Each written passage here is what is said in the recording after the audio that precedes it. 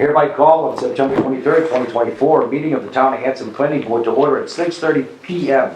Would also like to announce for all those in attendance that this meeting is being recorded for distribution on Whitman Hanson Community Access. Playback times and other related information on this recording can be found at whca.tv. With that call to order and attendance, we have a full board this evening, as well as the town planner office here at 542 Liberty Street and the select board meeting room. First item of business on our agenda is 6:30, approval of the September 9th, 2024 open session public meeting minutes. So the motion's been made by Mr. Cohen. I'll second that. Seconded by Mr. Kemet. Any discussion in regards to that motion? No. John, did you review the minutes? If you did, Tony's got a form for you to sign. You just abstained from many of those. I can read them now, but there's something I wasn't here anyway. Right. So, and I'll read them if you want to. It's up to you, or you can abstain from the vote. Either way. You know what, I'll just abstain from this vote. Easier, quicker. Motion's been made and properly seconded. Any further discussion in regards to the motion? All those in favor signify by saying aye. Aye. Opposed? An abstention. Mr. Kevin, 401. We have no public hearings this evening. We also have no appointments. So we're going to move right along into 6:35 board business. We're going to start that tonight with a discussion of the draft housing production plan chapters. So if you look inside your package, gentlemen, that will be... That, Oh, we're going to refer it to Tony. It's going to be, Tony's going to put it up on the screen.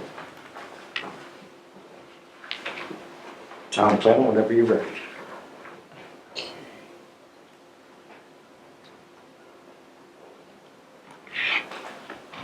So the housing production plan has been being worked on by our consultant Karen Sunneborg, and she's pretty close to being complete. So she's presented various chapters in draft form to me, and I went through the first few. There was some typos and such, and so I sent it back to her. She made the corrections and she's sent it back. So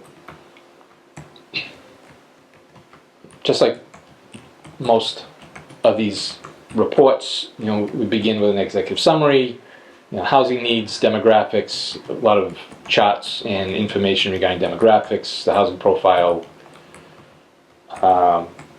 incomes, etc., breakdown of demographics. So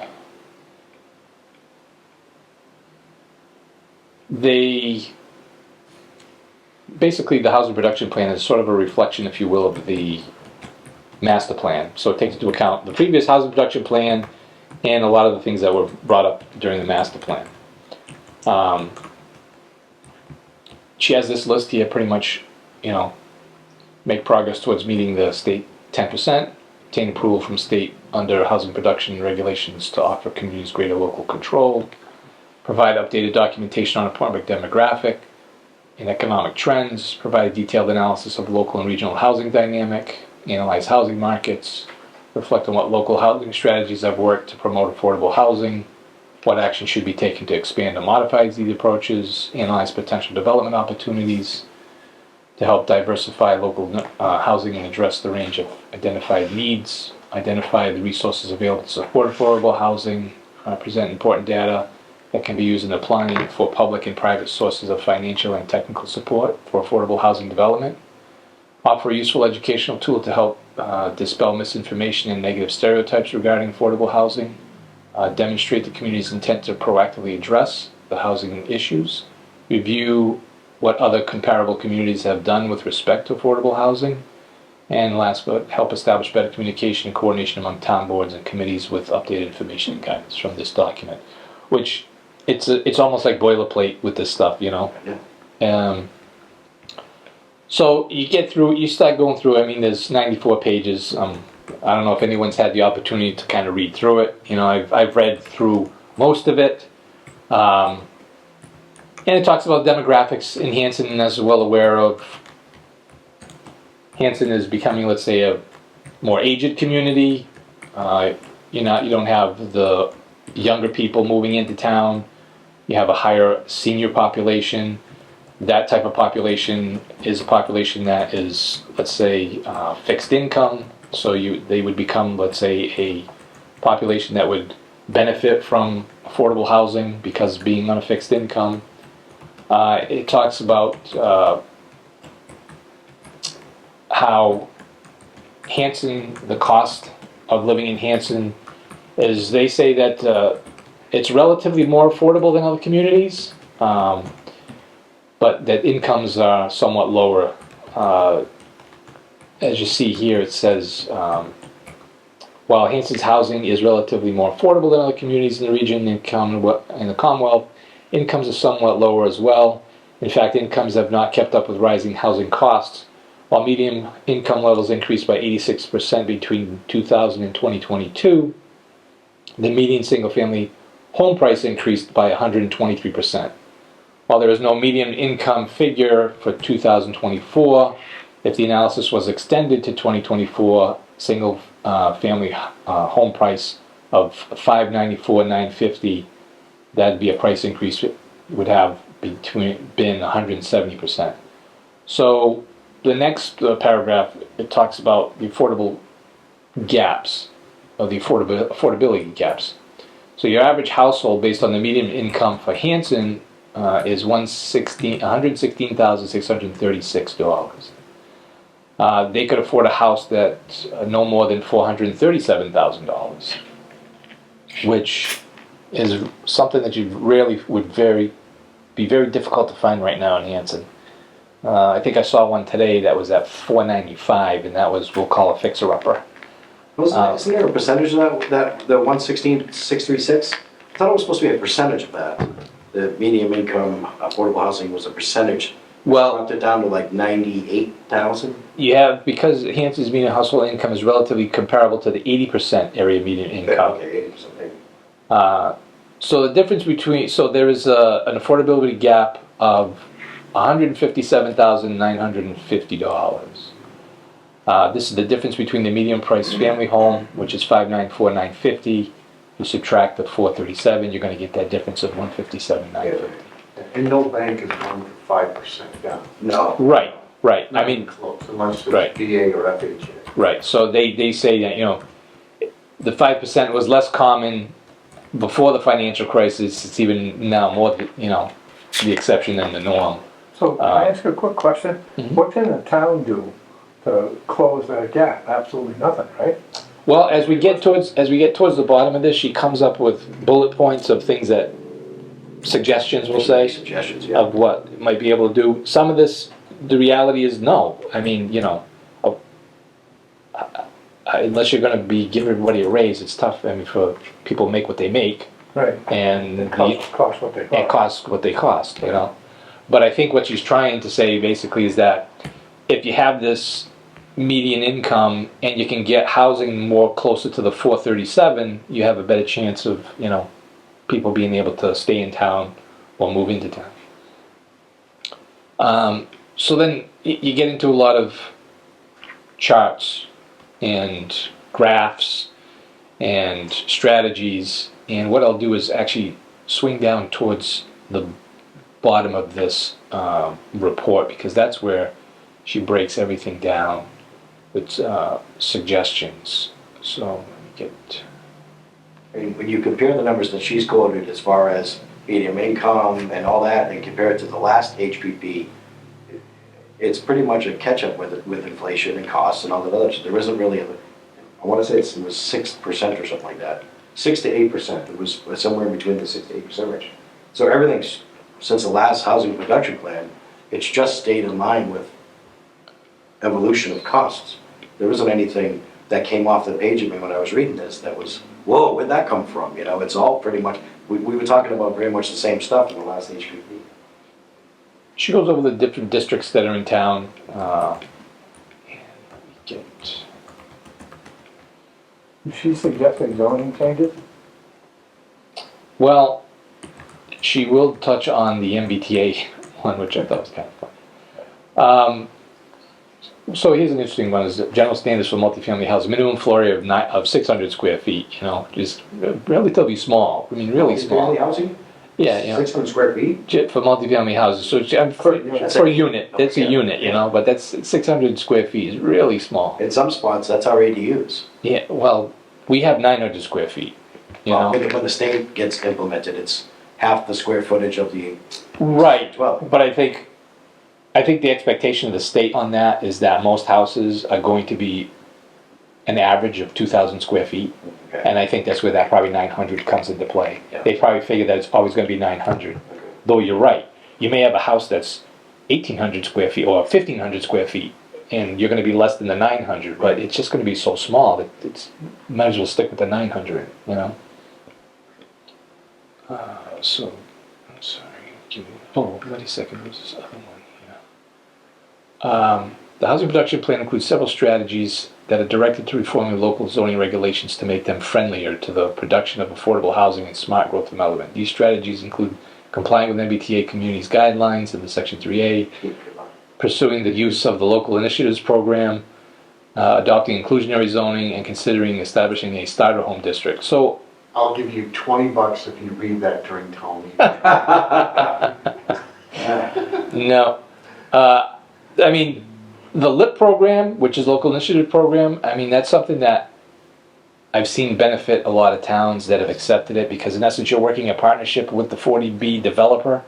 So you kind of, you give a little, they give a little, you kind of hopefully walk away with a much better project than the, we'll say, the non-friendly 40Bs. as well as the Star Home District. And we are working on looking at the starter home district. Inclusionary zoning, what that represents is, let's say, having a project and saying, hey, we'd like you to include 10% affordable, or a fee in lieu of, and, you know, having a housing trust, you know, but that's where the money would go.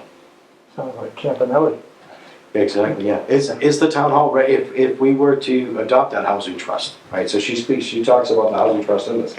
Is the town hall ready to accept another account to, have oversight on and provide, you know, have oversight audits? Are they ready? Well, I think to on another account? I think the housing trust.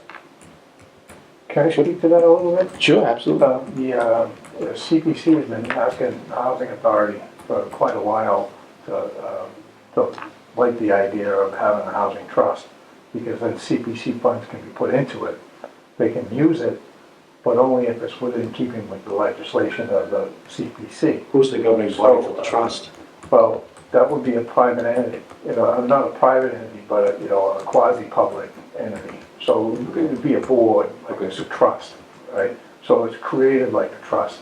So you'd have at least 3 people, 3 officers, and a bunch of people that are involved. Okay. That would be a 501(c)(3). Okay, so it wouldn't be stuck in the town hall finance office only? Not, Okay. no, actually, no part of it would be involved in the town itself. Thank you. So, How do you figure the land costs? That's the biggest thing you're gonna spend on when you start offering. If you're going rate, I don't know what it is now, but say it's 175 for a buildable lot. How are you gonna get them to drop that down, even if it's owned? If you owned the lot, would you sell it for less than 170 so somebody could buy a house? I'm not sure I fully understand the question.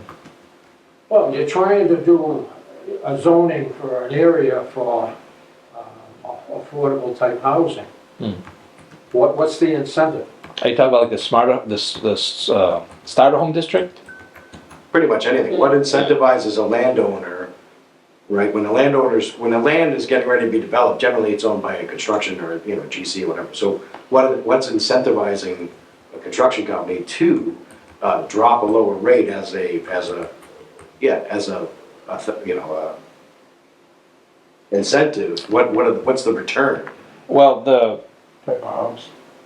Because that construction company, just like we dealt with as far as the veteran stuff, they're gonna look at it on dollars and cents, and if it doesn't make any sense, or if they're just a break even, Yeah, but there are, I mean, Right. you can do like, was it, it's 10% on rentals, your profit, 20% on singles. And so the comprehensive permits, I mean, what you gain is the density. Okay, so if you have 10 acres, okay, and let's say the zoning is in 1 acre lots, and you have to put the road in and all that, you're gonna get maybe 7 lots, Yeah, right. okay? Now, if you have 10 acres and you're getting 8 units per acre, now that's 80 units. Okay, so 25% of that is affordable, the rest are all market. So you're gonna make some serious money there because you're just getting that many more houses for the market rate. So let's take that same argument and put forward the valuable argument that the town of Hanson has. You've got 10 acres and they go with 80 units. Where is the balance on town services, the detriment to the town services, in order to be able to sponsor and support 80 units going in? Where is the It's worse than that, Joe, because you can't get 80 lots, 80 homes on 10 acres, Right. because you'd have to have a treatment plant in order to support that on that many acres. So it's not gonna happen. So these are all the things that our constituents come forward, the only thing right now, as far as any kind of mandate, is potentially the MBTA zoning. As far as anything else, with Hanson coming to the 10%, the only thing that incentivizes the town to do is to be able to turn around then and say no to a 40B for a 12-month calendar year, right? If you Following year drops off. if you get beyond your 10%, then you can shut down any project. As safe harbors. How many more do So- we need? Right. So you're at 4.79.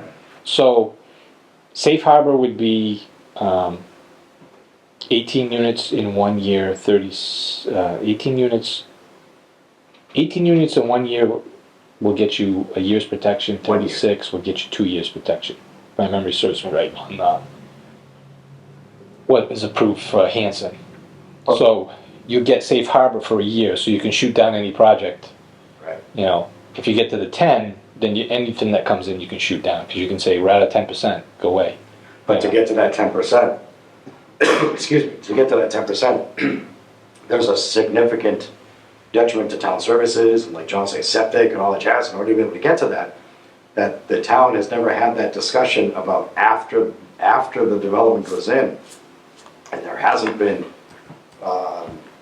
in my experience so far, I haven't seen anything coming out of the approving authority for 40Bs about stating those things, the incentivization for a developer to also, how does the contribution come to the town to support those things? It's a very fine line here in this town. It'll either make or break a town, make or break the town. It's not even a fine line. There's absolutely no way that any of this can be implemented without some kind of a sewage treatment plant in whatever area this zoning is put in. So how could you possibly do it? Because septic Title V can't even be complied with. So this is for a town that has sewage. It's not for a town like Hanson. There's a lot like Halifax. You can go on and on about towns that don't have sewage. And when they design this plan, these people must all live in Boston or something, because they're making these regulations that there's no way any of us can comply with it. And it's just words. It's word salad, if you ask me, because it's just, there's nothing there. Word salad, I thought Yeah. it was word salad.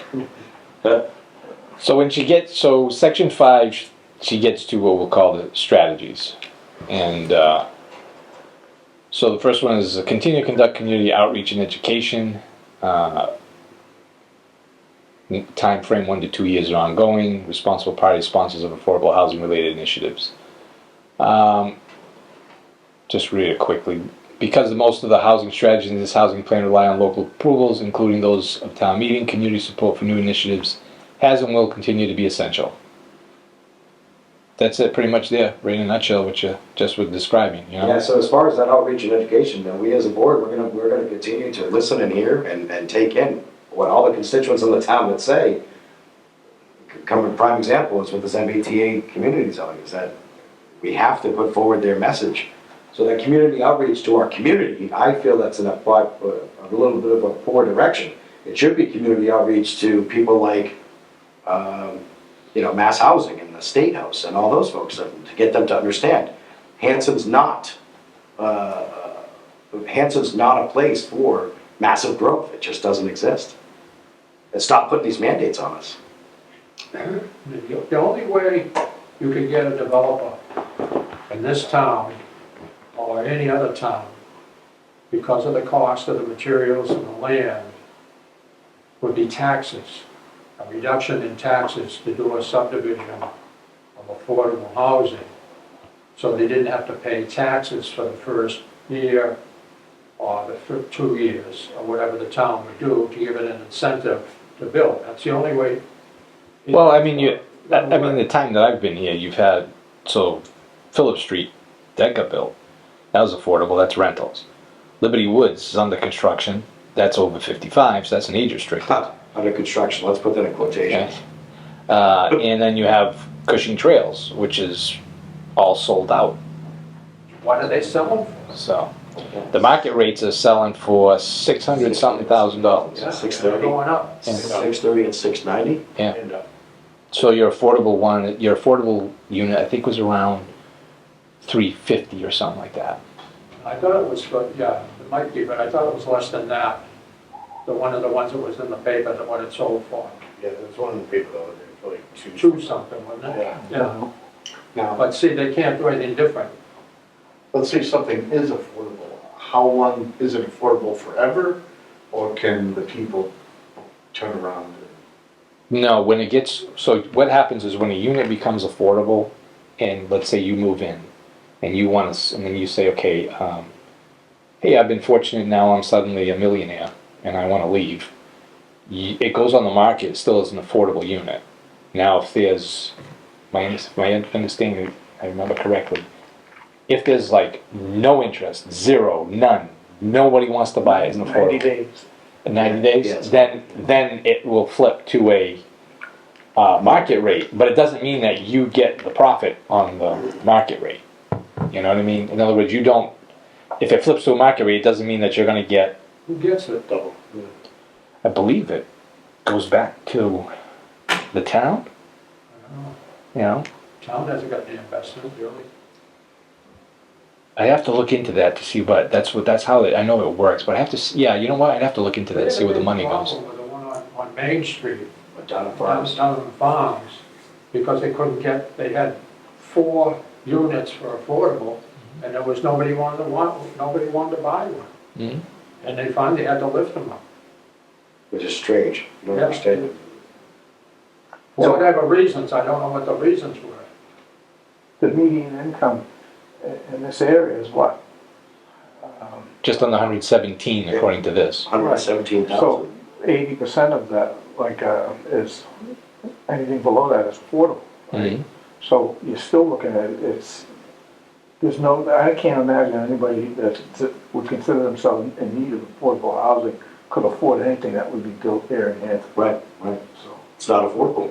Well, the one that got just sold down there, that Cushing's Trails, that's really a heck of a price, 2 something for one of those units, but I don't, because they're supposed to be the same size, the same appliances, and Right. everything else in there. Right. What do you mean, no? you don't have to be. Just the exterior has to be the same. Just the exterior, when they changed that? No, it's always been that way. Now, when I attended a seminar in Boston for the Housing Authority to put on. And they were starting at that time clamping down because the contractors were padding the costs, and they were putting the mothers and the fathers and the kids and everybody else on the payroll, supposedly, so they could keep the money. It was a real big to-do. No, it's still my understanding that it's the exterior is the only thing that has to be the same. The interior, and guys are still doing it. So Number of rooms or anything? so it's the same size. It can't be smaller. It's not gonna be, but it's, so market rate gets granite counters, Cabinets, affordable rate gets appliances. Formica counters. Mm. You know, that's how they do it, because for them it's still a case of, I still have to build this. Right. So where am I going to save the money? That's where they save the money. But, you know, if I took you I mean, if you just went down to Cushing Trails, more than likely if you stood there and said, which one of these is the affordable units without looking at a plan, you can't tell. You're not supposed to be able to tell. You know? Right. You can't tell. Now, if you walked into each one, you might be able to pick up on certain things and say, okay, yeah, this is an affordable one, right? Yeah. But I think there was a clause in that one that said that you can't have the affordable units facing the dump as well. Because, you know, that's usually what they do, is like the worst units. It has to be sprinkled throughout the project. It can't be stuffed into one corner. So you have to pick, you know, different spots and say, okay, you have to pepper them throughout the. Right, you can't pick the ass end of it and make that all Exactly. affordable. So in my opinion, I don't know if the board should. But a lot of guys, I'm sorry, Joe. But a lot of guys, let's say on a condo complex, what's the more expensive unit, the end unit or the center unit? Most of them are going to put those in the middle versus on the ends. Yeah. And you can just, as long as you get peppered throughout the project, you conform. You know, there's all little tricks. So I certainly see the advocacy for the town to understand that would be nice in the suggestion to do the development of the starter home district and things like that. Because the town can see the benefit of that. Having a starter home district means that we've got cycling. It's very difficult to fight that other fulcrum of, you develop a neighborhood, what's the detriment to the services, like just point, septic, all that stuff. So it's a much larger discussion to come up with a solution or an answer to see if the town of Hanson could actually even do these things. And when there's no mandate pounding on the door, we should kick the can down the road.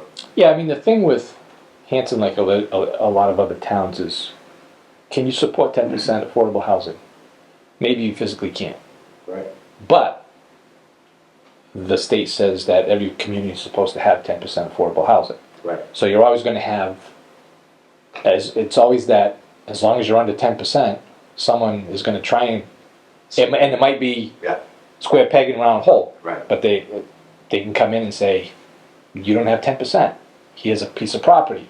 I can make it all work. You have to take it. You know? And it's a catch-22 about us trying to advocate at the state level with mass housing and all those folks to say to them, you know, Hanson's different, very different than a lot of our surrounding communities, or even some that are in comparison that the state chooses, like Marion, you know, so they're using as comparatives to the town. It's very difficult for us, or it's a catch-22 for us to engage with the state, because now all of a sudden the state's in down here, you know, checking around, and you know, they're going to find things that they're absolutely going to mandate for us to do. Well, one thing she does point out is some of the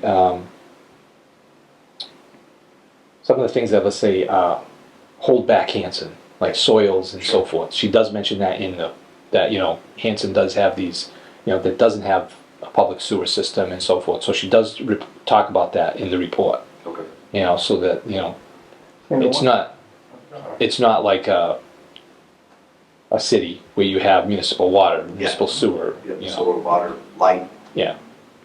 Just a reminder, if you're gonna rezone this, it's gonna be very difficult. We try to do. Oh no, I'm not talking about any rezoning. This is just the housing production plan. This is just, In the zoned area, you Yeah. said in the beginning, right? We tried to do cluster zoning years ago, where cluster zoning, I don't know if you all are familiar with it, you take a 10-lot subdivision that's, I don't know, 2,000 feet, and you can reduce the frontage off every lot down to 120 or 100 feet of frontage, and the developer doesn't have to put the long road in, so therefore he's saving money, but he puts the same number of houses in, but he condenses them more.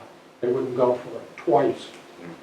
The town, they don't want anything like that. They don't want affordable housing. They don't want it down the train. well, that's an open space community. So open space communities, not usually comprehensive permit projects. In open space community, the whole idea is to, so instead of 10, so you can fit 10 1-acre lots, so you can do 10 half-acre lots, but the rest of it is all open space and a Right. common area, and stays wooded, Well, and he you have doesn't a have to buffer. build the road that, Yeah, and usually the road doesn't, and he puts the extra land on the end for a park or something. John? So, One of the things that I noticed in this thing, and I don't know how you guys feel about it, but like we had two projects that illustrate the point that I think she's trying to make.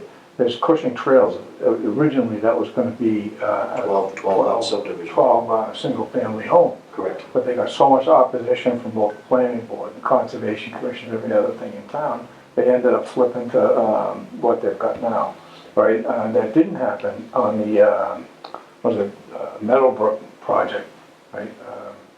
Ellis. On County Road. County Road, right? That was very much at risk for being turned into the same type of development. And we're still not even done yet, because they haven't even started over there.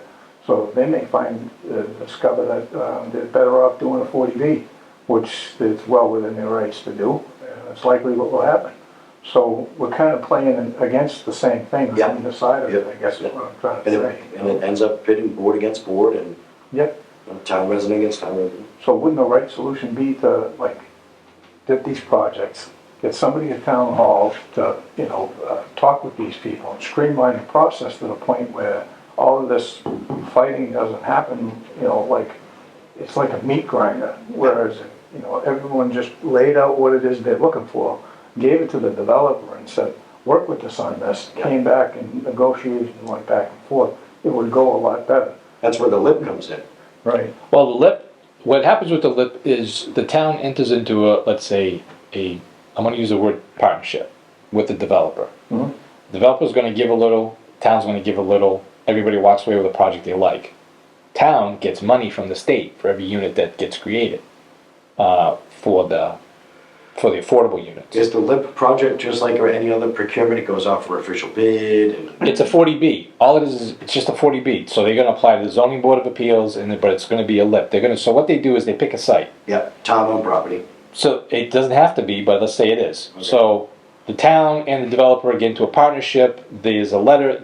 They send paperwork to the state, formerly the DHCD, EOHCC. HLC for short. They go out to the site. They take a look. They say, "Yep, this would be a great place for a 40B." They'll give you a site preparation letter. Preparation letter. Take that letter, give it to the developer. Now the developer goes to the zoning board with his plans and says, "Okay, look, here's what we're going to do."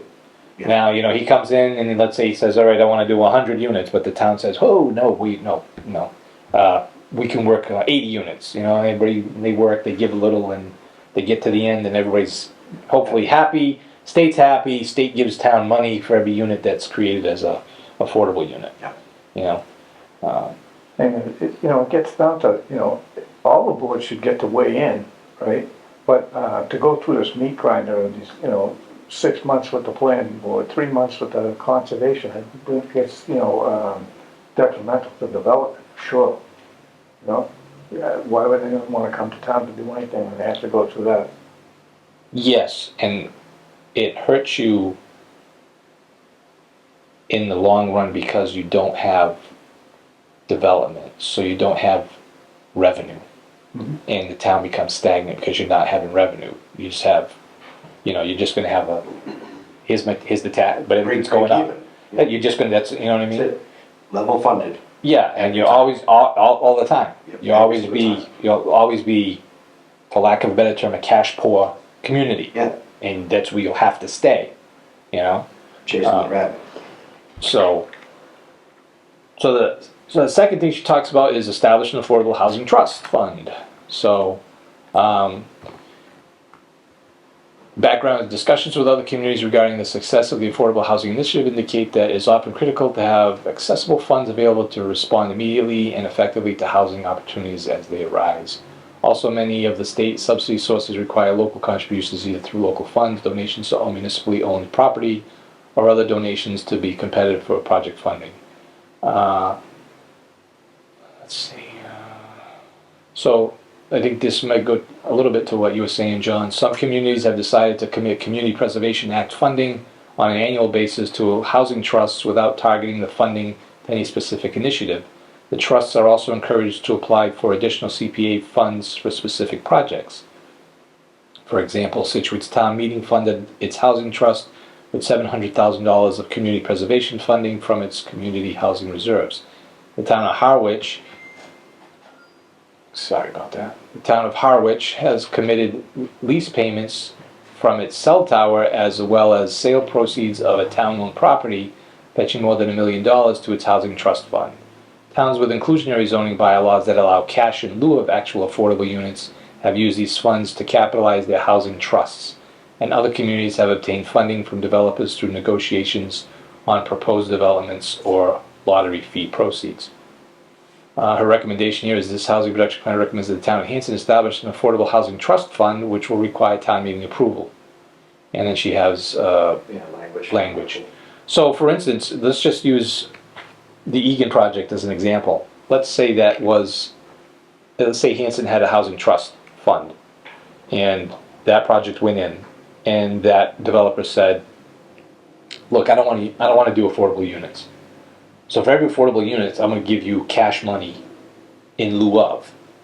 You would then take that money and put it in your housing trust fund, and then let's say the Hanson Housing Authority could use that money to, let's say, expand Yeah. Phillip Street, It's LZ Thomas. It's a feed for Right. diverting away from the 40B. The best example of that is Nantucket, where the CPC gave anyone who lived in town who was working for the town was allowed to take a huge discount on a housing unit, and CPC paid the difference.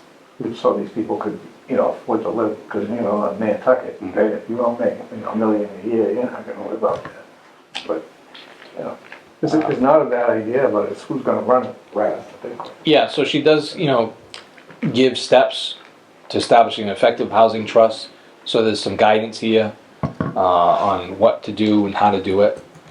So can we do a bylaw, like through this board, to make the ability for a housing trust? We can ask the selectmen to put that on a warrant article, right?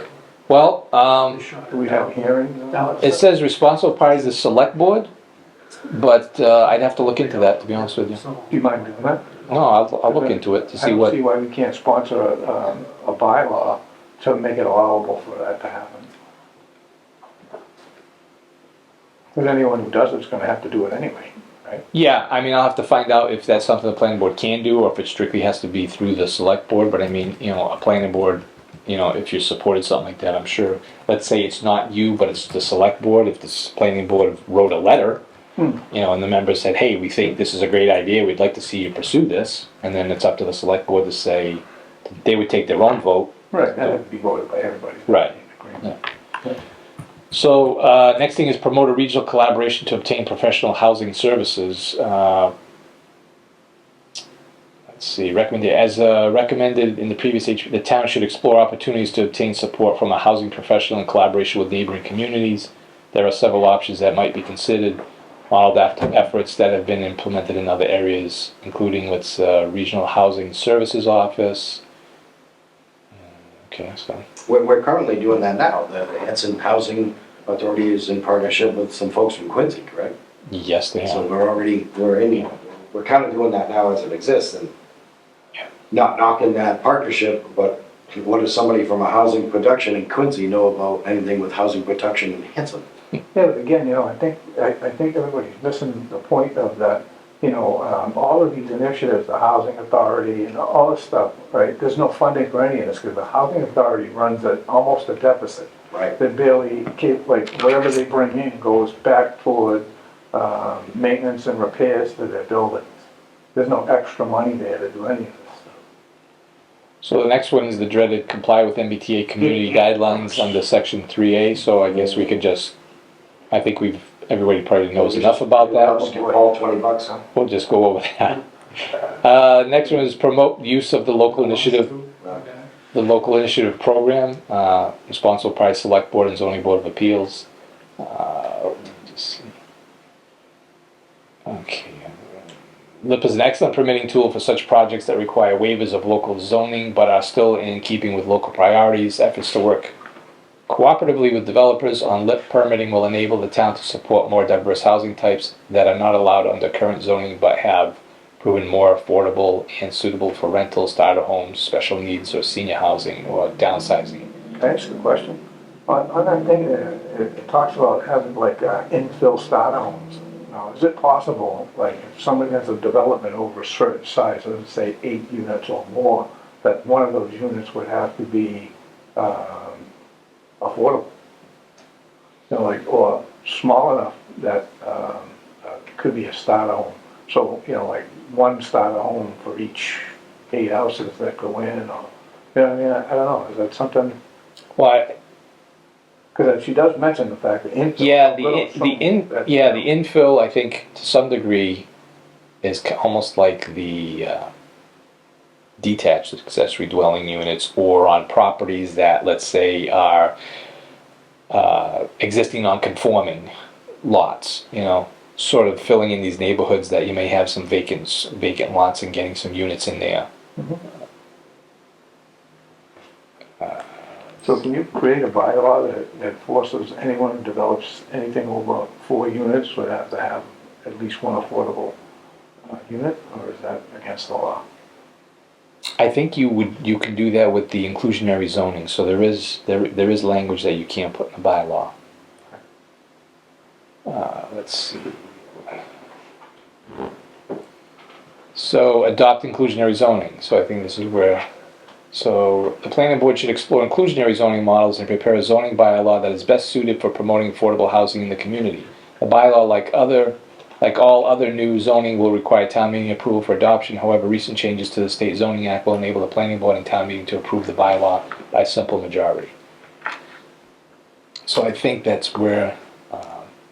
So for instance, she gives an example. The town of Eastham recently adopted an inclusionary zoning bylaw under section 7.7 of its zoning bylaw that might be useful to review, as it not only focuses on creating units for households with incomes at or below 80% AMI, but also requires workforce housing units for households with incomes above 80% AMI and up to 120% AMI. At least half of the units must be affordable at or below the 80% limits, with the remaining number required of units as workforce units. Permitting is by special permit of the planning board, with the required number of affordable/workforce units based on a percentage of the total number of proposed units, ranging from a low as 13% or 1 unit for a project with 8 units to a high of 24% for 4 units with a project of 17 units. So I think that's probably sort of the idea you were thinking of, John, along those lines. Yep. So again, she talks about payments in lieu of affordable units, incorporate density and intensity bonuses. So I think that's where that sort of goes along with what you were thinking, John. Consider adopting a starter home zoning district. Well, we're working on that right now.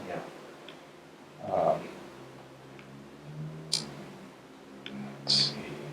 Make suitable. So the next one is make suitable public property available for affordable housing. We're sort of doing that now with Phillip Street. We have that money's coming from mass housing. So, you know, Can I just add to that a little? And wouldn't it make sense that if we have lots in town that we're going to sell to be developed, right? Rather than run into the issues we've had in the past, why couldn't we create a bylaw that would require if we want to sell a piece of town-owned property that it be already permitted? You know, like, gone through all the boards and vetted so that when somebody purchases it, they know they can either use it or not. I don't think there's anything that stops the town from doing that at this point. I'd have to do a little more research on it. Yeah, manpower would be the biggest part of that. Labor. Yeah, but, I guess what I'm saying, and I've talked to, my wife's talked to Bill Cushing, other people who feel the same way, that, if you have these lots, why not pre-permit them so that, some of these, developers are gonna look better at a property that already, he's got a guarantee. He doesn't have to go through all of that, the meat grinder, in order to purchase a piece of land that'll be more valuable as well. Right, which is something that we're sort of doing with that 0 West Washington Street through the grant. Yeah. Let's see. Oh, hold on, I'm sorry. Back up. The picture she's grabbing. So, okay, so so she also, in that section, she talks about rentals, ownership. you know, I think something like this is probably, there's an existing subdivision in town that has all kinds of roadways in it and, but has been abandoned for years, you know, something like that. Small scale development. And so the next one is partner with developers on privately owned properties. Let's see. This housing production plan suggests the new development, including affordable and attainable housing, should be in line with smart growth principles such as mixed-use developments in appropriate locations, redevelopment of non-residential properties into residential use, smaller infill housing in existing neighborhoods, including cottage-style pocket neighborhoods or starter home, and cluster development that requires the preservation of open space, which is what Mr. Ellis was talking about before. So this here, the mixed use, we already have a flex overlay zone in town which allows for mixed use. That may be the section of the bylaw that Hanson may wish to look at and say, well, when these projects come in, a percentage becomes an affordable unit.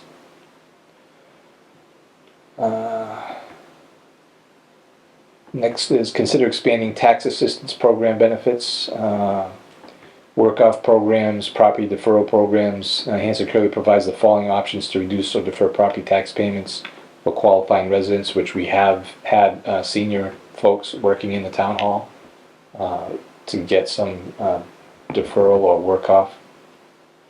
Tax exemption programs, and that's it. I mean, there's let's see. Those are pretty much the suggestions. The rest is different organizations, some of which we've spoke with, and then there's a glossary. So, I mean, again, I don't know if you've all had the opportunity to read from page 1 all the way through page 94. It's a lot. No. It's a lot to take in. But she's pretty much, I think, going to be there. Right now, she's on vacation. I'm going to be meeting with her when she gets back sometime in October. We're going to have a meeting to go over this, and then I believe she wants to set up as a time to sort of maybe come to the planning board and discuss it as well. When are you looking for action from the board, Tony? Sometime in November, maybe? Yeah, I mean, this is, you know, it's not like we need this by or else, you know. Well, there's So some suggestions in there about articles possibly for a town meeting, which would be May. May, yeah. Okay, great. Well, we do have a date certain on the housing production plan, right? For grant stuff.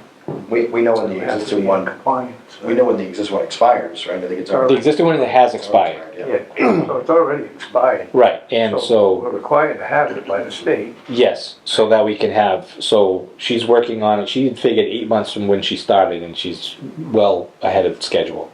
So I'm thinking more than likely depending on what she needs to do, probably by the end of the year, she'll probably be done.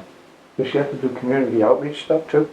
She I already think done that? I think she's done all kinds of outreach to like the senior center. She's done outreach to different organizations to get information from them. There was a couple other things that she wanted to do,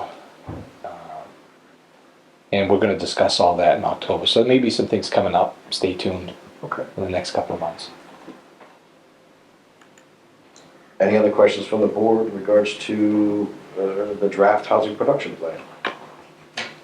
Seeing none, we're going to move on to the next item of business, which is a discussion, Affordable Housing Act and its impacts on current Hanson zoning regulation. Town planner. So, this is what is known as the Affordable Homes Act, which was recently signed into legislation by the governor, and it has some impacts as far as our current zoning bylaw, specifically to the accessory dwelling units. This is item 2 in our packet, right? So Advisory regarding the Yeah, plaza. yeah. So coming in from me, Talaman, and Costa? Yes. Yes, thank you.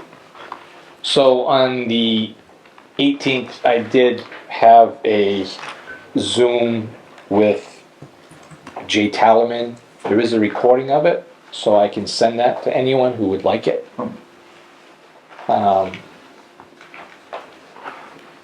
So some of the key things is right now our accessory dwelling units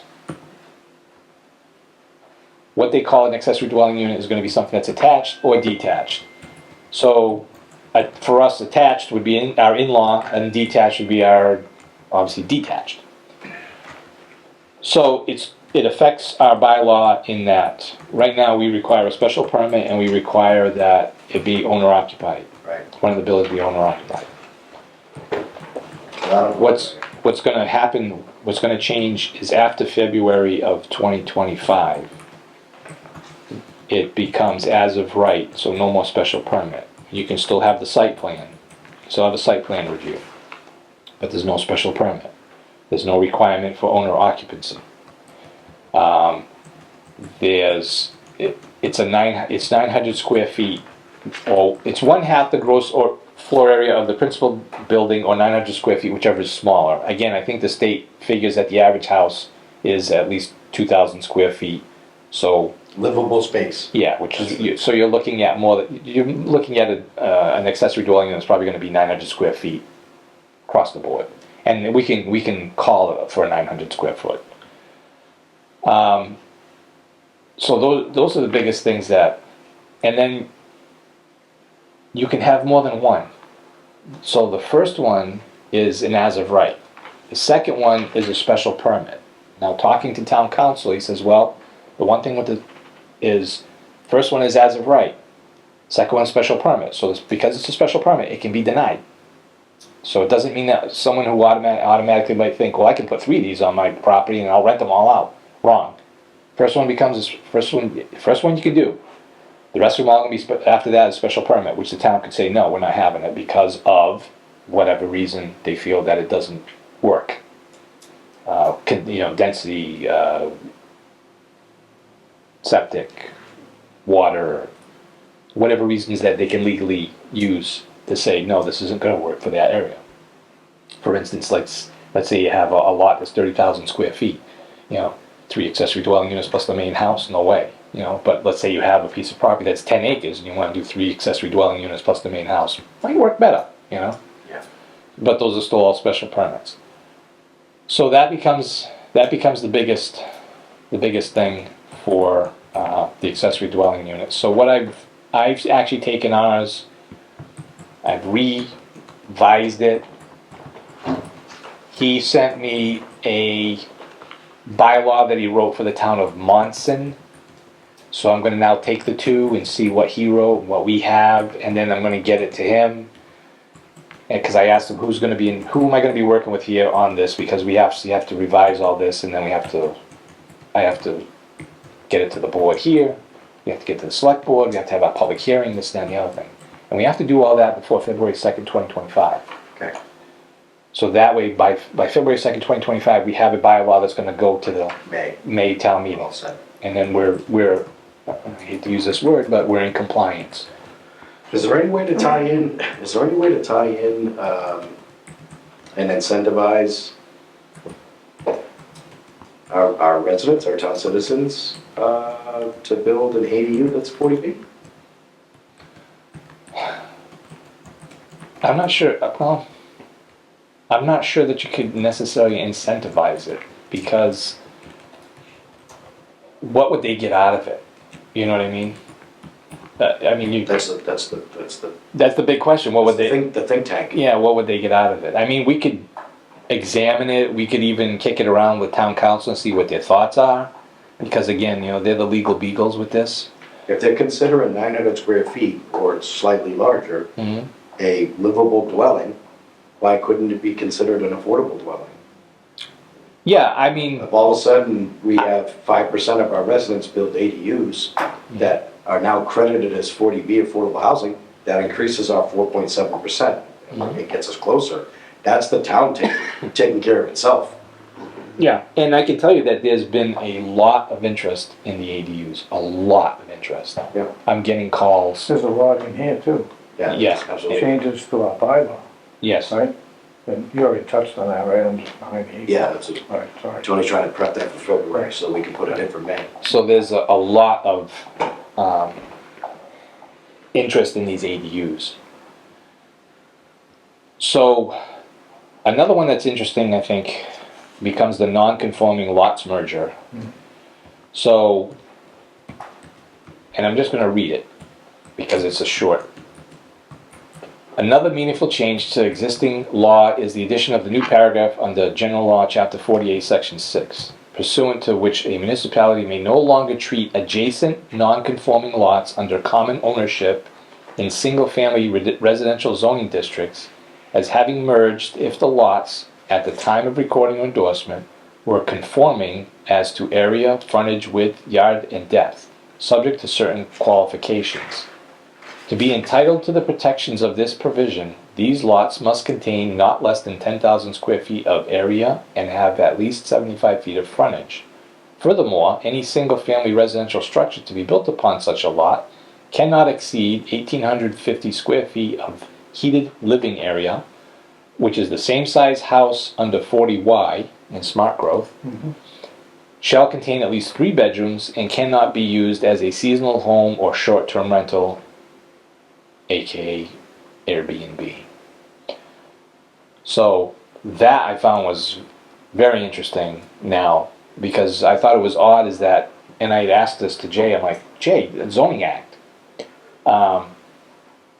says you can't have a bylaw that basically restricts anything inside the house. But yet, here's the act itself saying, well, the house can only be 1,850 square feet of heated living area and 3 bedroom. That's kind of interesting that the state is saying, as long as the lot's this big, they can have a house this size with this many bedrooms. Yeah, Tony, for the record, for anybody that's listening, can you break down a little bit more in layman's terms what this means? Like maybe give a for instance. So for instance, let's say you own a vacant lot that's 10,000 square feet. Let's say you have 3 of them. So the common law ownership was, if you had, let's say, 3 lots, never been built upon, as long as they had 75 feet of frontage and 75 feet of frontage and 7,500 square feet of land area, you had common law protection. They were still buildable. You didn't lose protection once zoning changed, when at the time of its recording or creation, it met those standards. So now it's the same thing with the saying here, is that when it was recorded or the zoning changed, if the lot had 10,000 square feet and 75 feet of frontage, and let's say you have 3 of them, there's a thing called... 3 of them abutting. Correct. Right, abutting. Usually an assessor will do is called something under the what's known as the merger doctrine, where they sort of combine, if you will, for taxes, something to get it closer to the current zoning. Well, what happens now is the assessor can't do that. These lots stand on their own and can be built upon and have a house that's 1,850 square feet of heated living area and 3 bedrooms. And for Hanson zoning is 1957. But again, can I add something to this real quick? You can't put a house, an 1,800 square foot house in a 10,000 square foot area in a town that has septic, because Title V won't allow it. This is the dumbest law I've ever seen. For a town that has septic. Well, if it gets interesting is, yes, if you're in a zone 2, Yep, you're supposed to have 10,000 square feet right. per bedroom.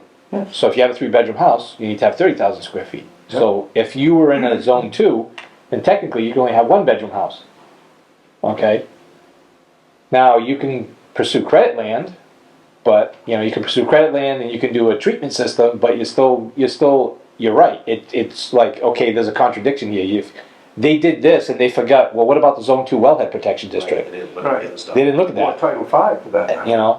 I mean, they forgot. Title V, yeah. Title V is I believe it's if you have a well and a septic on the same lot, you have to have like 40,000 square feet or something like that. There's a little glitch in Title V with that. So, I mean, 10,000 square feet in that size house, you can't make it work. And I only say that, and I only say that is I'm on a 15,000 square foot lot, Right. 3-bedroom house, and I have a septic. Right. So it's like anything else, But obviously, yes, if your soil is poor, your system gets bigger. You're absolutely right. You run into where do you make it work? Yeah, but you got a wetland behind you. Right. Yeah. So Likely here in Hanson. this is one of those. I thought this was a kind of a weird. Now, one of the interesting ones is the they changed the appeals process under section 17. So when you have, so I'm going to kind of just read it here. The zoning appeals process has undergone changes as well, including by the incorporation of language or measures intended to dissuade dilatory or NIMBY type appeals by abutters or others. First, the changes to section 17 provide that if the complaint is filed by someone other than the original applicant, appellant, or petitioner, then each plaintiff, whether or not previously constituting parties in interest for notice purposes, shall also sufficiently allege and must plausibly demonstrate that measurable injury, which is special and different to such plaintiff, to a private legal interest that will likely flow from the decision through credible evidence. A lot of lawyers speak, but basically what they're doing is they're making it a lot harder for folks who just appeal things just because. That's not going to fly anymore. So one of the things is it says that amendments to section 17 also vest the courts with direct discretion to require a plaintiff challenging the issuance of a special permit, variance, or site plan approval to post a bond in the amount of $250,000 to secure the payment and to indemnify and reimburse damages and costs and expenses incurred in such an action if the court finds that the harm to the defendant or to the public interest resulting from delays caused by the appeal outweigh the financial burden of the surety or cash bond on the plaintiffs. So they've made that a little tougher for So we're folks. saying that if you want to file a complaint against somebody, you need to post a bond for $250K. Yeah, because there's times where you're going to have people just might appeal it because, like for instance, I'll give you an example. I own a grocery store.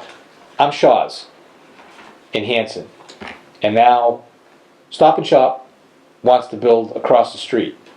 They go before they get all the special permits and everything. Okay, what I do, I file an appeal, and I take it to court Yeah, because I'm trying to stop competition.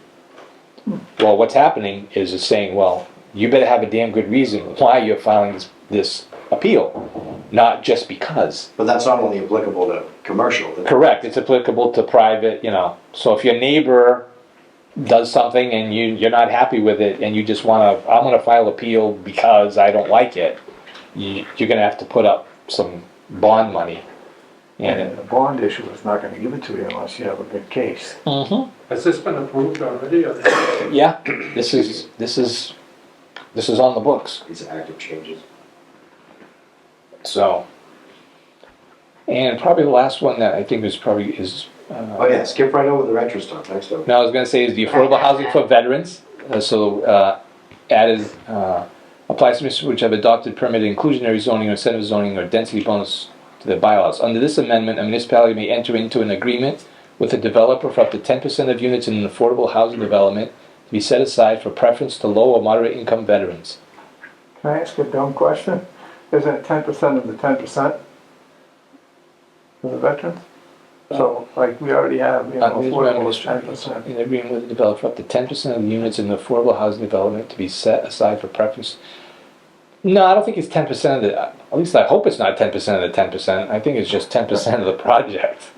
Now that applies obviously it says for the first 90 days. Yeah. Yeah. Does this allow us to go back to the folks that we spoke to, see if they're a different incentive for them to do a retro development? No, really, Well- what that calls out is you need somebody in town who's gonna manage these, because, as it sits now, and correct me if I'm wrong, Tony, like under 40B, right? The developer's actually the one that manages his affordable units. Right. Whereas some cities and towns are negotiating that a private entity or a group, like a quasi-public group manage those instead, because they're more likely to get them filled because you've got a whole group of people, look at people Yeah, I that think it's a better idea. buy these units. The Housing Appeals Committee doesn't really apply. So I have the recording if anybody wants of the Zoom. It's mostly questions regarding the ADUs and the merger of the common lot. So I can send it to anyone if you want to hear it. So is the state put forward money for grants for the cities and towns to implement all of this? into their zoning bylaw? No, the state the state went into the zoning act It changes. and changed it. Everything and just said, And there is, fix it. and basically, yeah, so basically what the state did is they went into the zoning act Yeah. and said, this is legislature, So that's and you can't do anything about it. unfunded mandate number 3,209. You got it. There you go. So unless somebody was to say, well, I challenge that legislature Mhm. and take it to the courts, which I haven't heard of anyone doing as of yet. Yep. You know, housing advocates have been saying, hey, this is a big win for housing and so forth and so on to some degree. The ADUs, I don't like some of the language, you know, I'm okay with, let's say, as of right, and do a site plan, but I'm not too keen on the non-home owner occupied, because I think you open up that door to someone buying a house, renting it out, and then putting an ADU and renting it out, and, you know, and not being around. And, you know, you have some good landlords, you don't have, and some you don't, not bad landlords, but just, How does the town ZBA sit right now as far as the ADUs and being special permit renting authority? Are they up to par with? yes. Okay, great. Yes, so there was one that was been proposed up the street here on Liberty Street. The engineer did a phenomenal job. I think I brought it before the board here. Yeah, we saw that, yes. Yeah, and I had told the zoning board that if any other application that ever comes in for these, this is the stand you need to hold them to. That's the bar. That's the bar, because that was, you know, spot on. Nice. So that's it on that one. Any questions for the town planner about the Hanson zoning regulation or Affordable Housing Act changes? Moving on, seeing none, we're gonna move on. Board member subcommittee updates. Does anybody, just do this as a consent, does anybody have any updates from the board?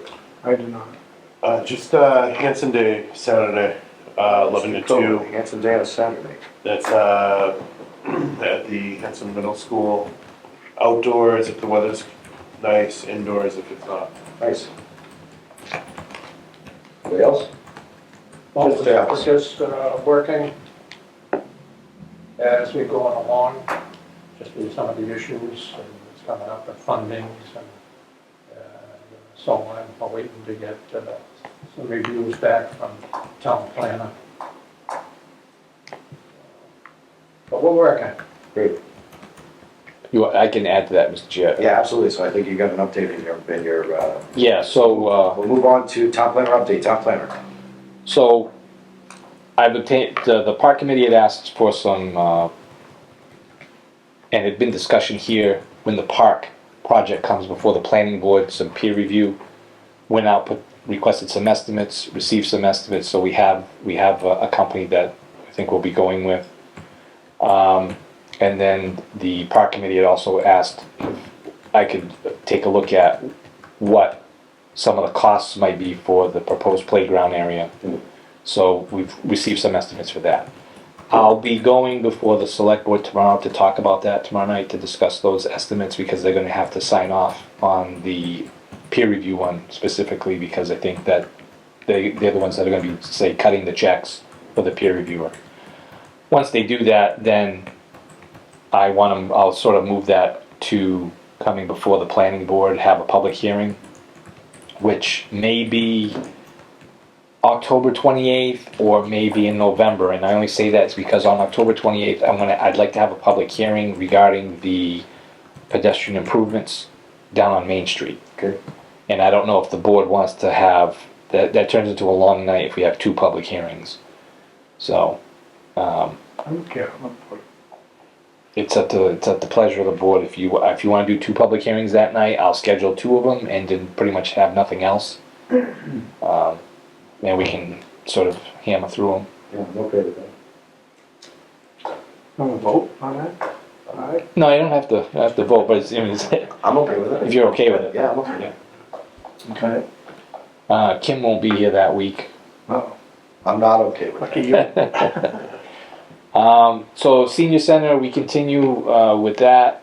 We have a design engineer to do a site plan. We also have a company that's going to do some borings to determine the soils and the soil compaction. The McQuan tip, the Environmental Partners is providing a quote for the borings for the SUE, which will then go to the state because they had given us an earmark for $100,000, and we'll hopefully be getting that kicking off within the next few weeks. The next is, we received a letter from Miss Jane Downey of 500 Spring Street, and that's in your packet.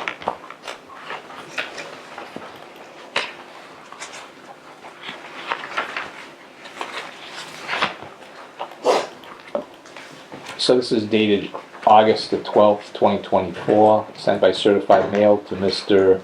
Mohammed Aitani, the president of Stonebridge Homes. And it's regarding 486 Spring Street, which is Cushing Trails, basically. So, dear Mr. Aitani, I am the homeowner at 500 Spring Street that is surrounded by your development of 40 residential units in Hanson, Mass. My property has sustained considerable damage as a result of alterations made to your property, including fallen trees, flooding, and physical damage to my home and garage that have required me to file thousands of dollars in insurance claims with my carrier. This has personally cost me a considerable amount of money in deductible payments and increased premiums. Specifically, in October 2021, trees from your property fell on mine. The arborist that surveyed my property informed me that work performed on your land has significantly weakened the existing root structure, leaving the existing trees more prone to falling. Further, this arborist noted several trees abutting my property line, which are in danger of falling onto my property and causing damage. While I have spoken to Dan Greenberg about the trees, no further corrective action has been taken. You are therefore put on notice that these trees represent a known risk of falling, and I reserve the right to seek compensation in the event that I suffer damages as a result of them falling. Please note the specific trees at issue in the photographs accompanying this letter. Of perhaps even more concern is the risk of flooding/runoff caused by alterations made to your property. As you know, by raising the ground level in order to install a comprehensive septic system of your development, water now flows directly onto my property from 3 different sides. I spoke with the project manager, Mr. Dan Greenberg, regarding my concerns over the horrendous flooding that occurred on my property in the spring. I lost 4 mimosa trees due to the increased water table. Again, I was forced to pay to have the dead trees removed and the stumps ground. The flooding has also destroyed my back lawn, which was previously hydroseeded and now is moss. If this flooding continues, it will, without a doubt, do major damage to my septic system and leaching fields. The angles that your property slopes down into my yard forces the water flow directly onto my land. This is not acceptable, nor can it continue. While I do understand that some efforts to mitigate water runoff towards the rear northwest of my property have been taken, I am concerned that the size and positioning of the drainage pipe installed will not be adequate to prevent water from once again flooding my property and causing damage. Moreover, I do not see that any measure has been taken that would prevent runoff from breaching the west and south side of my property. In the past, water has flowed from the southern direction and reached my home's foundation. If we receive significant rainfall, as we typically do several times each year, the risk of loss is enormous. Under the advice of my attorney, I am now putting Stonebridge Homes Inc. on notice that the alteration to your property, without further mitigation of risk to my land, represents an unreasonable use of your property. In the event that I continue to suffer loss as a result of your actions/inaction, I reserve the right to seek damages from your negligence, nuisance, and such other causes of action as the law may allow. I am hoping that as a good neighbor you will give attention to my concerns and take corrective action necessary to avoid legal proceedings. To that end, please contact me upon receipt of this correspondence so we can work collaboratively to address this matter. Sincerely, Jane M. Downey, 500 Spring Street, Hanson, Mass.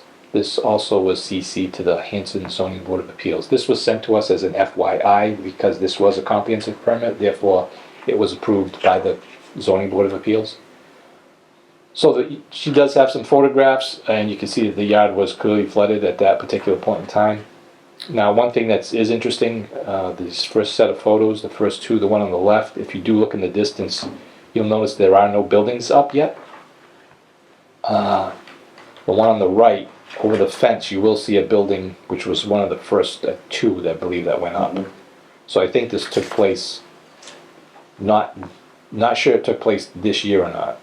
Can I ask a silly question? Absolutely. I mean, they would have had to comply with stormwater management Mhm. regulations, right? And doesn't it provide in those regulations that if the stormwater management system was to fail, that they would, the owner would still be responsible for making whatever repairs are necessary or modifications to that? While the project's in his hands, yes. Yeah. Yeah. So I don't know when these photos were taken. So, you know, you can only go with what's in the letter. This is, Where exactly is this? So- You go up Straight Street as you enter onto the Cushman Trails roadway, Oh, it's on that, left-hand side. because you got Stonebridge written in here. No, Stonebridge, the name of the company, Stonebridge Homes. Oh, okay, so that's confusing. What time of year was this? It seems as though there was no, this isn't recent. it could have been this past spring. This ground would look like it probably at the time it might be frozen. Yeah, it looked like winter. Right. Yeah, I don't know when this took place. Again, this was an FYI for us. Some of the scuttlebutt I've heard, and I can't verify this, but some of the scuttlebutt I've heard is that the developer of the project had reached out to this particular homeowner and said they'd be willing to purchase their property and set them up in one of the units in the project. But I can't verify if that ever took place, or if that was said. If you go out there, yeah, her property definitely sits in a hole comparatively to the site around it. But I can tell you, up until this weekend, there was a long stretch we didn't have any rain. You know, so the only way to see if this flooding would take place would be obviously during a substantial rainstorm. But if you go out there, yeah, definitely her property's sitting a few feet lower than the. Yeah, Miss Downing was very present during the application by Mr. Cushing for the 12-lot subdivision. And she was very vocal about the fact that she'd be down in a hole with the rising of the land to fill. And that doesn't change when we change from a 12-lot subdivision to a 40B. All they did was just change the approval authority and the oversight. Yeah, it's definitely. As- Yeah, so I just wanted to bring this to the board because it was correspondence sent to the board. It's an FYI, there isn't anything for the board to do, I just wanted to bring this to your attention, because, You know, the tree falling is unfortunate, and I'm hoping that they took care of that pretty quickly, and any damages that it took care of. But, I think they should go after the engineer who designed the stormwater management system. yeah, Have better luck with that than anybody. the entire quagmire that went forward from the road going in from the Cushing Trails project, the structure underneath, you know, we really missed the opportunity to have a talk and a discussion with the zoning board of appeals to talk about the existing structure that was in when that process had changed. So when the project changed hands, I don't know if anybody had gone out there and recertified any of the structures underneath. I couldn't tell You know, I hate to call it, I'd hate to say a rope-a-dope or something like that, but there was a significant time frame when the town should have, or could have, you know, went in and had that stuff recertified. I don't think that we Did did. she, the question would be, did she complain to the board at that time when they were doing the 40B? Did she go into the? Yeah, I'm not sure. She did to this board when we were doing Yeah, it. yeah. Did she do it to the other board? I'm not sure. what I found a bit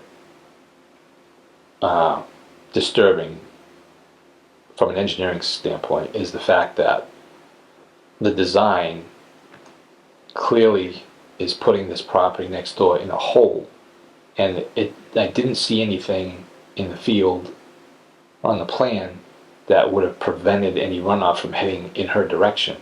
I didn't see any swale, There was, trench. with the Cushing Trails 12-lot subdivision, there was protections and requests from this board Right. on that developer to protect not only this property, but another property a little bit further down, that septic, and then when this changed hands. Yeah, went or a catch right out the basin. window. I mean, I went out there and I was just like, okay, Yeah. that's not what you would call the best engineering to do that, because you're not supposed to do that. You're not supposed to. In the corner. I mean, stormwater management requires that you don't flood out If you go downstream. If you go back to the 12 lot Cushing Trail subdivision, the corner lot there on the right-hand side, that was A basin. a basin. Yeah, there's a basin there now. There's a basin here now. Minimal. But this here, it slopes that way, and when you get around here, this is like right up against their fence, and then over here, there's units, and this is the septic, and it's like right to the, I mean, it really is like, I mean, if it's graded away, then the worst that she's getting is, let's say, off the short slope, but still, if you get a big rainstorm, this, So which way is the roadway tilted to then in that corner? Like, it's practically in the roadway. this here, this road is like right up against the fence. There's like the road and a head wall or retaining wall, and then there's like her fence. It There's is like, literally no setback at all. no, it's like it's jammed up there. I'll just add that this white vinyl fence was the developer doing that, to try to add a little privacy. So that was probably done the beginning of the summer. So if you're wondering when this wire was from, that's not frozen. This is liquid. So that was Stonebridge so that put it in, it or was could that be Cushing early that put it in? No, it was Stonebridge. Is that, I also, Maybe, pretty sure it was Stonebridge. I remember the board talking about having Cushing the Cushing Trails project putting in, very drinkable type vegetation along there. Yeah, yeah. Yeah, I mean, I would think, it could have, like, hindsight's 20/20, but it could have been done better. So, Yeah. just a couple more things, and we'll go. So Habitat for Humanity had come in to see us. They have a couple. Tony, actually, sorry to go back. Yep. Does the board support the town planner giving an answer in regards to Ms. Downey's letter, letting Ms. Downey know that the planning board has been in receipt of the letter, but again, the jurisdiction, just to remind the property owner that the jurisdiction falls within the ZBA? Yep, absolutely. Motion's been made by Mr. Kemet, second by Mr. Ellis. All those in favor signify by saying aye. Aye. Opposed? Carries, motion carries. So Tony, please send a letter to Ms. Downey that the board has received the certification letter, and that the best recommendation from the planning board is that Ms. Downey remain continuing to engage with the ZBA. Will do. Thank you. So Habitat for Humanity, they had come in to see us. They own a piece of property in town, but I guess they found out, I guess they've owned it it was donated to them, I guess. They've owned it for like 20, 25 years. And as they went through their inventory, they said, oh, we have this piece of property in Hanson. When they closely looked at it, they said, oh, we have this wet piece of property in Hanson. Oh, ouch. So they were hoping to do a swap, but it's like, well, you can't just do a swap. We can't just, do a one-for-one swap. So they had reached out they said, hey, is there any other town properties? Can you give us a list? So I sent them a list. And there was a couple of places that they're interested in. One was down on, let me just pop it up real quick here. Again, can we pre-permit that? Well, they sat down with myself and they sat down with the town administrators. So one is Hancock Street. There's just two pieces here. I've seen this before. Yeah, exactly. And then the next That's the one. one that they own? No, that's the one we own. But they have an interest. They would like to purchase this from the town and put up a single family. There's a roadway that goes through that. Paper Street, yeah. Right. And then the next one is down on Woodbine and Ferris. The town owns all this here. So, right now it's sitting in the town administrator's hands to take a look. And, but I wanted to bring the board up to speed that, you know, they'd like to look at either one of those or both of those and put a house on each one. Will that count? Count? It should. It should, yeah. Isn't that kind of wet in there though? No, actually, both of these are pretty dry. It's not too bad. I didn't know the town owned that lot. There is a stream that goes through there. It's a little bit further down. It's a, what do you call the stream that dries up in the summer? Intermittent? Yeah, it's a little bit more to the right, you can see it on the map. It's a, If Tony was to pull it up, you can see it a little bit over to the right. it's a Right ditch. through there. Yeah, it's a ditch. It goes all the way across. In Whitman, it's a ditch. It's Hanson, it's a wetland. And, Don, that's a ditch. It's a ditch. It's an intermittent stream. So they have interest in that. We have 2 invoices to sign off on for, these are on two of the grants. One is for pedestrian improvements Spending more money. and one is for the starter home. Invoice for $16,551.85 for pedestrian improvement grants. This is the filing for that. This is the work with Verdantis. Any objections from the board to sign?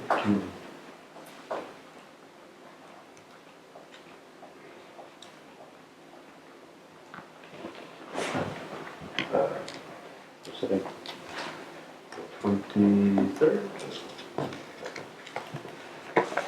Thank you.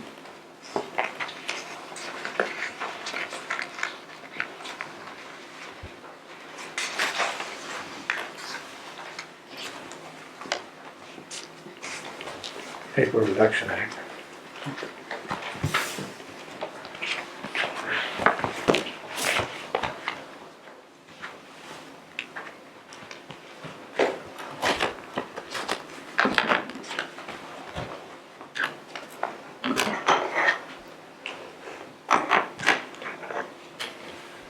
So while you're doing that, Mr. Chair, if I might, Please. the last thing I just want to touch on is, obviously, the planning board is not going to meet till October the 28th because Columbus Day is October the 14th, which would be the second Monday of the month.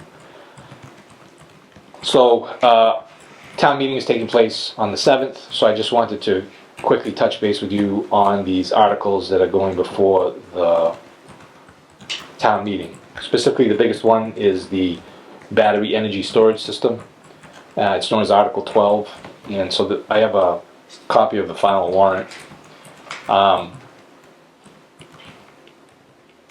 I know that you'll present it, but I think to try and keep it as simple as possible, I think the explanation really touches on what this is about, is that this is, the town of Hanson approved the battery energy storage system bylaw at the annual town meeting in 2023 in May. And the Massachusetts Attorney General's office had disapproved the bylaw in its entirety during their review. And so that this is just the same bylaw with some edits that was prepared by town council to address and correct the deficiencies.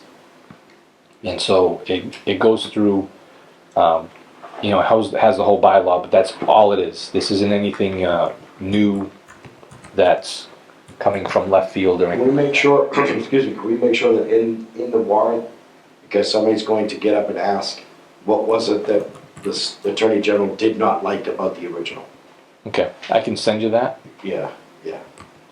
That's a good idea. I know it's gonna come up. Yeah. I will send you that. We have Article 13, which is it's from the CPC, and it's about, this has to do with Phillip Street, and it's just a Mass Housing has given us a grant to look at that site. It's for the Hanson Housing Authority property. We just need to match 10% of that amount, which is $955. Yeah, that's a CPC one. Right. I'm just, Is CPC gonna get up and present that? Nobody presents anything at town meeting anymore, it's the moderator does. Is there gonna be somebody from CPC that's able to speak to this? I'm the chairman, I'd get up and talk about it, what's there to say? You know? Cool.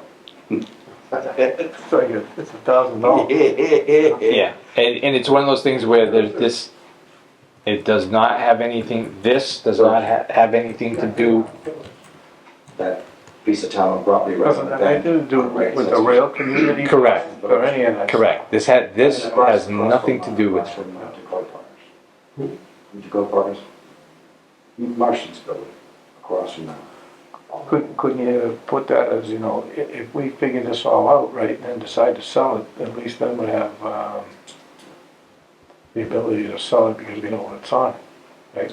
yeah, so all this is to get the wetland line delineated and figure out what's out there. Yeah. And this has nothing, zero, zilch, nada to do with the MBTA stuff. Yeah. Yeah, but we're obviously trying to monetize the lot, right? We're trying to monetize the lot. Right, Right. so that the Hanson Housing Authority can actually see if they can actually do something with it, Right. you know? It's just a payment, it's a check to Yeah, Well, delineate. I'm just trying to, like, flesh it out with you guys, what, you know, what kind of verbiage do I need to use in order to, you know, explain it. Don't say MBTA for nothing, that's for Yeah, and that's pretty much it, those two are the, yeah. Great. So I'll send this to you, but I wanted you to just see what, you know, and have an explanation. Sure. Yes, does anybody have anything for good of the order? You're gonna get up and say, Yeah, I'm gonna get pulverized again. motion to adjourn. Well, before we motion to adjourn, thank you for that. Next planning board meeting is tentative, October 28th, with the Columbus Day holiday being the 14th. That would be the next scheduled meeting, but we're gonna bump that because of the holiday. So motion, action for the board for October 28th. So moved. Motion's been made by Mr. Cohen, seconded by Mr. Kemet. Any discussion in regards to that? All those in favor signify by saying aye. Aye. Opposed? Motion carries 5-0. We'll have our next meeting on October 28th. And anybody have anything for good of the order? Motion on the floor by Mr. Kemet for adjournment. Seconded by Mr. Benonato. Any discussion in regards to that? Seeing none, all those in favor signify by saying aye. Motion carries 5-0. It's 8:02. We are adjourned.